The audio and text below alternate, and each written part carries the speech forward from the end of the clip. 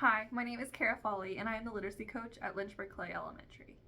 This video will be focusing on the alphabetic principle, what it is, how it relates to science of reading, and how we develop it in our classrooms. The goal of phonics instruction is to help children learn the alphabetic principle, which is the idea that letters represent the sounds of spoken language, and that there is an organized, logical, and predictable relationship between written letters and spoken sounds. Decoding is when we use letter-sound relationships to translate a printed word into speech. It's sometimes called sounding out a printed word. Learning that there are predictable relationships between sounds and letters allows children to apply these relationships to both familiar and unfamiliar words and begin to read with fluency. Programs of phonics instruction should be systematic, which means the letter-sound relationship is taught in an organized and logical sequence. It should also be explicit, which means the instruction provides teachers with precise directions for teaching letter-sound relationships.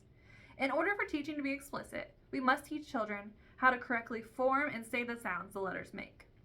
There are 44 phonemes in the English language. Next is an example of the most common sounds in the English language. They fall into consonants, vowels, digraphs, R-controlled vowels, and vowel teams. I will be providing the most common sound for each grapheme. Often, we accidentally add an extra at the end of a consonant sound. This is called a schwa sound. This may affect reading and writing, so when we are teaching, we need to be sure that we clip the sound without adding an extra at the end of the letter sound. B, k, d, g, j, k, l, p, qu, r, s, t, v, x, y,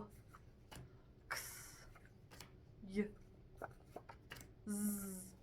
a and a, and e, and I, and o, and u, ch, sh,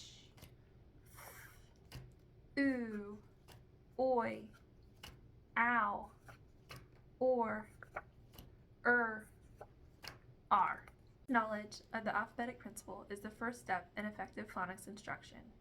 Effective phonics instruction should also include frequent opportunities for children to apply what they are learning about letters and sounds in the reading of words, sentences, and stories.